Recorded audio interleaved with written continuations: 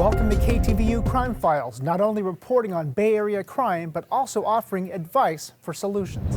And tonight, Oakland city leaders speaking at a town hall meeting organized by residents who say they are really frustrated with rampant crime. KTVU's Amber Lee spoke one-on-one with the city's new police chief as the community is calling for action and change. What actions are going to be taken here? Chief Mitchell, we'll start with you. Oakland Police Chief Floyd Mitchell and Mayor Sheng Tao were invited to speak and answer questions during a town hall meeting hosted by people who live near Skyline High School in the Oakland Hills. They say crime in the area is causing fear and frustration. This has been a very quiet neighborhood for the last many years, so this is the call for action. Homeowner Moon Pham tells me her cars were among many in the neighborhood that have been vandalized, but that this meeting was triggered by the Skyline High shooting on graduation night in May that injured 2 people. I live right next door to Skyline High School, and we had policemen running down the hill into our yard. On many people's minds, will Oakland change its police pursuit policy after Governor Gavin Newsom's recent letter urging Oakland to, in his words, reconsider whether OPD should be permitted to pursue suspects in more circumstances to improve public safety? I spoke with the police chief before the town hall meeting about the governor's request. We have to be in line with the organizations, the other law enforcement agencies that are in our region to make sure that we are in true alignment with these organizations, so those who would commit crimes don't think that they could come over to our city or go to any other city to commit crime. The chase policy is currently under review by the Police Commission, which has the power to make changes. The mayor says the city plans to use new high-tech cameras and drones to identify and arrest criminals. We can have our officers get in place so that they can safely apprehend the suspects. For every single neighborhood, you need your voice to be heard. You need to get together and make sure if they're not working for you, you can vote them out. That's your choice. Pham tells me she appreciates that city leaders came to listen and answer questions. She says it's an important first step to making real changes in Oakland. Amber Lee, KTVU, Fox 2 News. And Oakland police speaking out tonight following a violent 48 hours across the city. This morning, 3 people were shot right near the West Oakland BART station. And then just yesterday, 5 people were struck by gunfire during an early morning sideshow in East Oakland. KTVU's Zach Sauce live for us tonight with the latest on both the investigations. Zach. Right now, police still searching for the suspects behind both shootings. The violence comes as the governor has promised more help from the state to combat Oakland crime. For some, it's violence. It's change that can't come soon enough.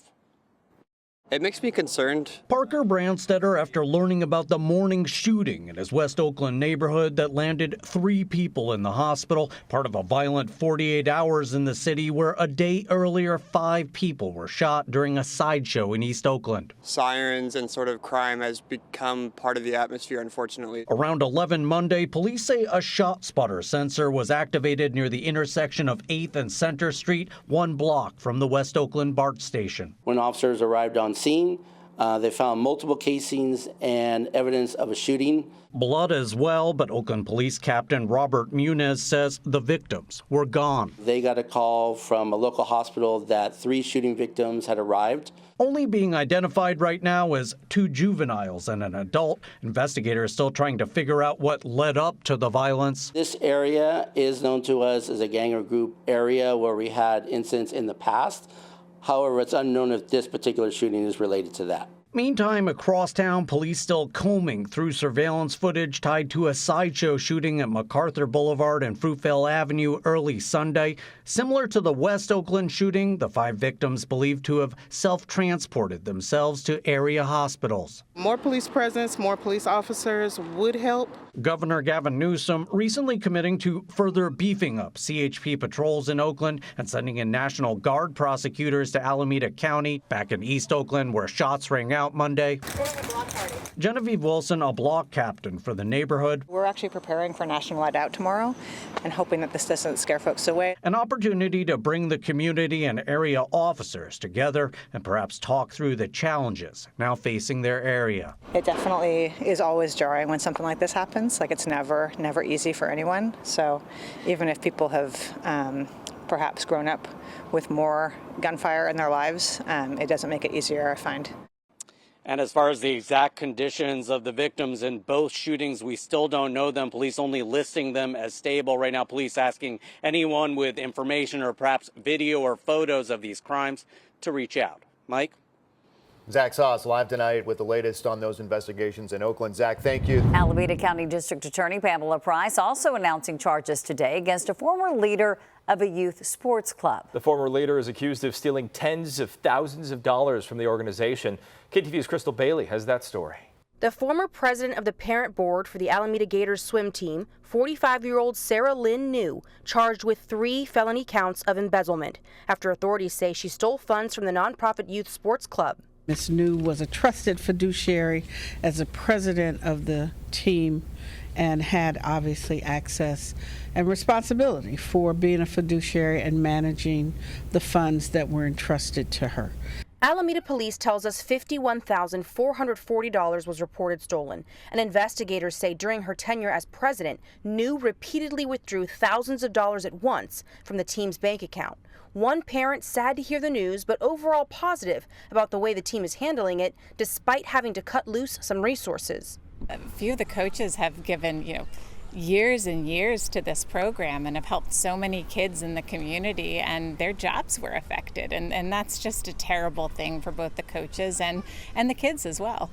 In a statement from the Alameda Gators swim team, a spokesperson writes, "The charges reflect the serious nature of the financial and emotional damage inflicted on our team, and we are grateful that the harm done to our organization and its staff has been recognized by the legal system."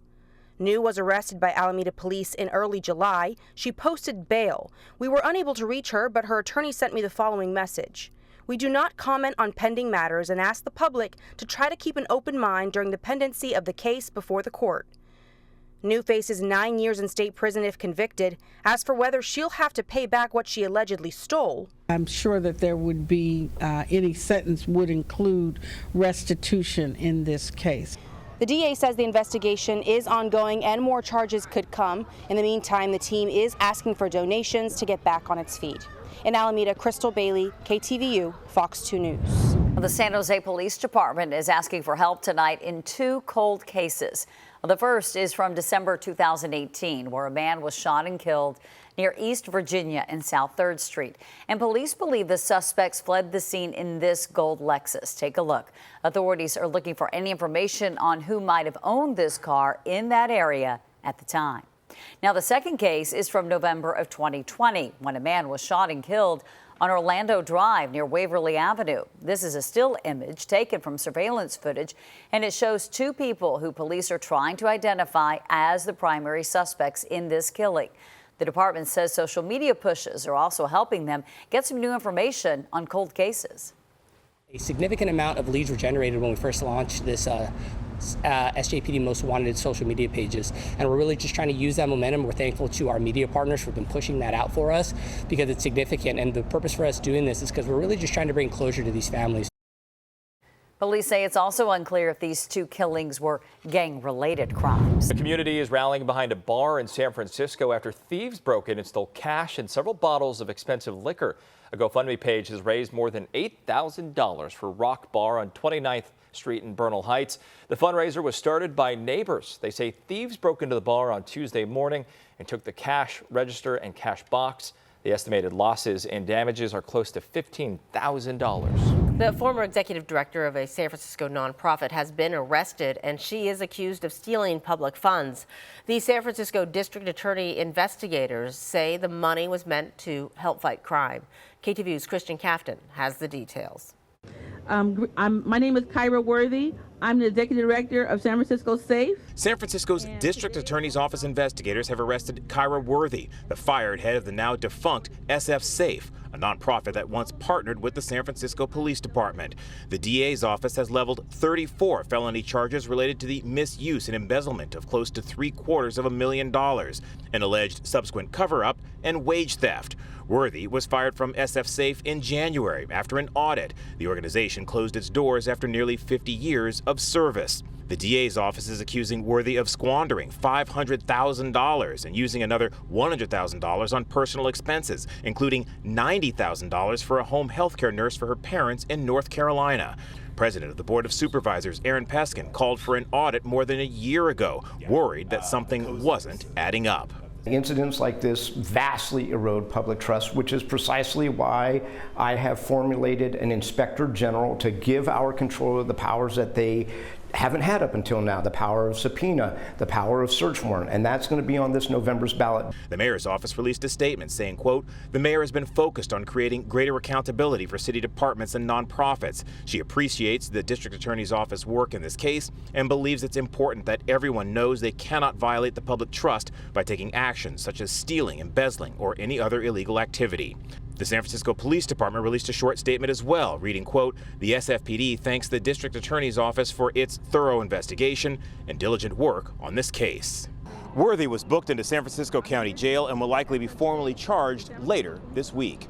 In San Francisco, Christian Cafton, KTVU, Fox 2 News. Police in several Sonoma County communities are trying to get to the bottom of a rash of car tire thefts. Over the last week, vehicle owners in Santa Rosa, Rohnert Park, and Petaluma all say they have had their cars stripped down to the rims. KTVU's Zach Sauce is live in Petaluma tonight with the latest on this investigation. Zach.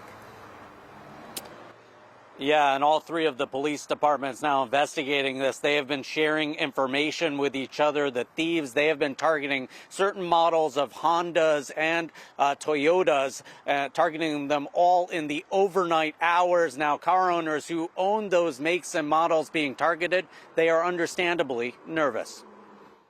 It's kind of surprising because I feel like it's not really an area where that would happen. Lily Downs, after eyeing this photo released by Petaluma police, the artisan among several apartment complexes hit by tire thieves in Sonoma County over the last few weeks. Similar crimes also being reported in Rohnert Park and Santa Rosa. Well, it's really sad because there's a lot of hardworking people here, and it's like we don't expect those things to happen. We expect security from where we live. Jennifer Figueroa, a resident at the Grove, another complex on the eastern side of Petaluma, targeted. Over Sunday and Monday, police say at least 10 car owners in the city woke up to find their Hondas and Toyotas propped up on cinder blocks. Honestly, there's not much we can do. Just, report to the police everything we see, hear. Meantime, just up 101 in Rohnert Park, police say they've been fielding nearly identical calls. Toyota Camrys and Corollas, as well as Honda Civics and Accords, all stripped of their tires between Sunday and Wednesday. In Santa Rosa, police reporting a similar crime pattern at apartment complexes on the west side of town. Back in Petaluma, I think that's messed up. Hate to see it in a small community like this. The first, Pablo Duran, says he's heard of the thefts. Both he and Lily, Honda owners. Because they have this place lit at night, so I'm surprised that it's even an issue. And they also have security patrol at night, supposedly. So it definitely makes you think, though, and want to keep an extra eye out. And as police continue to investigate this, they're urging car owners to park their cars in well-lit areas and to consider purchasing those motion-activated lights, cameras. There are also wheel locks on the market that can act as a deterrent to car thieves. The man faces attempted murder and other charges for trying to run over an Alameda County deputy. Authorities say the deputy was laying out spike strips in San Leandro to try to stop the drivers of two stolen cars when he was hit last Wednesday. Both drivers tried to get away, but they were arrested. The deputy is recovering from his injuries. Authorities say 34-year-old Joel Gonzalez struck the deputy. We have charged Jose Gonzalez, age 34, with multiple felonies for attempting to run over the Alameda County deputy, as well as enhancements for great bodily injury, as well as the fact that Mr. Gonzalez was on bail at the time. Gonzalez faces 20 years to life in prison. If convicted, his arraignment is set for tomorrow. Also in Oakland, calls for change and action after a series of attacks on elderly women of Asian descent. As our crime reporter Henry Lee tells us, residents of a senior housing community rallied today asking for more resources, including chaperones and shuttles. He beat her. Not only the money, he beat her. She get hurt. Maria Sang says her 80-year-old neighbor was attacked and held up, one of 15 residents of an Oakland senior housing community, most of them elderly women of Asian descent, who've been targeted by robbers over the past month. All the seniors scared to go out. They stop all their activities. They scared to go shopping, grocery, walk around this area. Please help us. One day we all get old. We shouldn't be living like these conditions. On Friday, a woman who lives at Westlake Christian Terrace became the latest victim. Surveillance video shows 3 guys jump out of a Kia Sorento. They run to the woman at 28th and Broadway, pull her to the ground, and drag her on the sidewalk. But then 2 workers at Volkswagen of Oakland run out and try to stop them. One robber pulls out a gun, and they drove off. It took me a second to register. I just thought about my family and kind of made me stop because I still wanted to chase them. Dealership employee John Arose tells me he's seen robbers repeatedly targeting victims from the senior housing complex. It's just very unfortunate. It's disgusting behavior, and I will do anything to stop it as much as possible. When is the violence going to stop? Sister Marie Taylor heads the resident council. Not only are they just grabbing and kicking them, but now they're using guns to also intimidate and make sure they get what they want.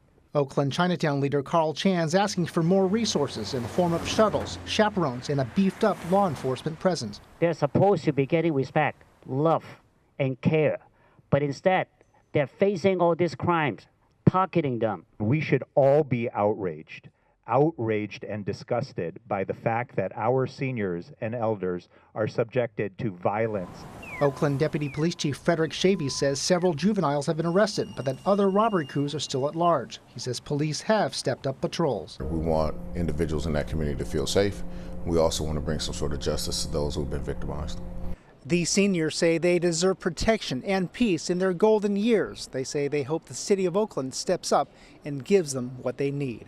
In Oakland, Henry Lee, KTVU, Fox 2 News. The investigation continues into a sideshow in Oakland that turned violent. Shots were fired just before 4 o'clock this morning. 5 people were sent to the hospital. New at 10, KTVU's Zach Sauce live in Oakland with the very latest. Zach? And Mike, so far police only able to share limited details about their ongoing investigation. The 5 victims, all believed to have been spectators at the sideshow. Now, sideshow is certainly something that neighbors say are not new to their area, but they say the violence, that is something that is getting worse. Part of life, really, in Oakland. Larry Presley, after watching cell phone video of an East Oakland sideshow from early Sunday morning, learning it happened just steps from where he was standing. I would like to see more gun safety. As cars spun around the intersection at MacArthur Boulevard and Fruitvale Avenue just before 4 in the morning, police say shots rang out. I didn't know 5 people had got shot, so that's concerning. Tammy Bryce just finding out about the violence that broke out blocks from her home. Police say the 5 victims were received by different area hospitals. There's always been sideshows when I was in high school and such, and now it's just more prevalent. There's happening more often. They're happening in the daytime as well as at night, and people are losing their lives. As part of an effort to crack down on sideshows and other Oakland crime, Governor Gavin Newsom announcing plans this week to bring in National Guard attorneys to speed up prosecutions in Alameda County. The governor also committing last month to quadrupling the number of shifts conducted by CHP officers in the city. That would help, I would think. Unfortunately, the Oakland police force is understaffed. So more police patrols, I think, would help if they were able to be there at the time of the events, because I've seen one police officer at a sideshow and definitely overwhelmed. In March, the governor also unveiling plans to install several hundred license plate readers in Oakland and East Bay freeways. Surveillance could definitely look at the license plates and do plenty of other things, you know. This is very dangerous. 5 people getting shot, that's crazy, man. That's crazy. And we still don't know the exact conditions of each of the victims. For now, police just listing each as stable. They're asking anyone with information, video, or perhaps photos of the sideshow to reach out. Mike? Zach Saw is live with the very latest tonight. Zach, thank you for that. San Francisco police today releasing some additional videos of a deadly police shooting that happened in the Tenderloin last week, arguing that the officer acted in self-defense. KTVU's Christian Captain tells us authorities say the suspect fired at the officer first. San Francisco police are sharing video of a deadly officer-involved shooting that happened late in the evening of July 21st. Police say shortly before 11:30 p.m. they received a call that a man had been robbed, the suspect taking his electric scooter at gunpoint. He had a gray pistol and was last seen on a black and red scooter, unknown direction. The officers then provided the suspect description to other officers by radio. About a half hour later, officers located a man now identified as 28-year-old Alexander Antonio Lopez, who matched that description and had the scooter near the intersection of Van Ness and Willow Streets. What happened next was captured on multiple surveillance cameras, as well as responding officers' body-worn cameras. The responding officers say Lopez ran as they tried to approach him. One officer, giving chase, repeatedly ordered him to stop. Mr. Lopez continued running away westbound on Willow Street. While running, Mr. Lopez raised his left hand, in which he held a firearm, turned his head back, and pointed the firearm behind him toward officer number 1. The video shows that about a second and a half later, Lopez appears to turn and aim at the pursuing officer for a second time. Officer number 1 stopped running toward Mr. Lopez, unholstered his firearm, and returned fire. Mr. Lopez fell to the ground and dropped the firearm. Officers then used shields and approached Lopez on the ground, rendering first aid. Lopez later died at a San Francisco hospital. San Francisco police praised the officers who responded. I'm grateful that the involved officers are doing well and that no innocent people were injured during this incident. Various agencies are still investigating this officer-involved shooting and have not yet released a final determination on whether or not this shooting was justified. In San Francisco, Christian Captain, KTVU, Fox 2 News. Tragedy on the peninsula. A man accused of killing his pregnant girlfriend and their unborn child was on the run, but tonight he is now in custody in Southern California. Within 5 hours of the initial call at 6 o'clock, we had the subject in custody in West Covina. The San Mateo mother was 9 months pregnant. Good evening, everyone. I'm Mike Meeback. And I'm Claudine Wong. This is just the latest case of domestic violence in San Mateo County. As police warn, this is a growing problem. KTVU's Betty Yu joins us live from the scene with new details on the investigation. Betty? Claudine, police say that this woman was killed inside the home that she shared with her live-in boyfriend. Tonight, I spoke with many neighbors in the area who didn't want to go on camera. One resident said he didn't notice anything unusual or any red flags about this couple. San Mateo police say a 37-year-old pregnant woman and her unborn child were found dead in the living room area inside this duplex on South B Street, where the mother lived with her boyfriend. Police have not said how they were killed. They received a call from a family member around 6 p.m. Sunday. Police say based on surveillance video and witness statements, detectives believe the woman's boyfriend, 33-year-old Andrew Coleman, was the suspect. After the killing, police say he fled to Southern California. Using technology, authorities caught up with him in West Covina within 5 hours. Unfortunately, domestic violence is very regular, and we want domestic violence victims to know that there is help out there. Police said the victim has 4 other children with a different father. The suspect was the father of the unborn child. We're seeing it more and more, unfortunately, with mental health issues becoming involved, or substance addiction also playing into it. So that's on its own something we're facing, but also the tragic nature. This woman was pregnant, and so now we're looking at the death of the infant as well. There were many people walking their dogs in the area Monday evening, including Emily Combs. Pretty scary.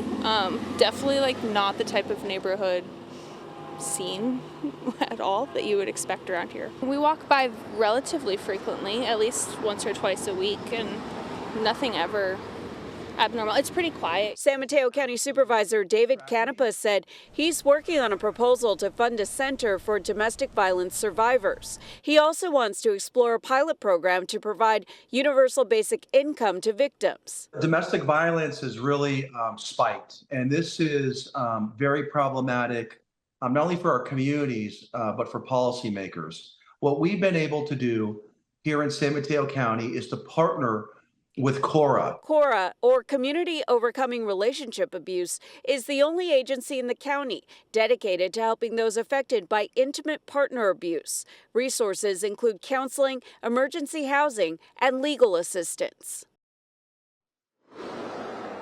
San Mateo police are currently in Southern California interviewing the boyfriend. Now, police have not released the victim's name, and the coroner is still performing an autopsy. Mike? And Betty, let me ask you here about history. Has San Mateo PD or even the sheriff's office ever been called out to that house before? Well, the spokesperson said that to her knowledge, they had not been to the house before, but she did mention that the suspect also did not have any prior arrests for serious crimes. Mike? Betty, you live tonight in San Mateo. Betty, thank you. And we want to remind our viewers watching at home, the National Domestic Violence Hotline is always ready to take your call. It is 1-800-799-7233. You can make an anonymous call anytime by just calling that number. Once again, 1-800-799-7233.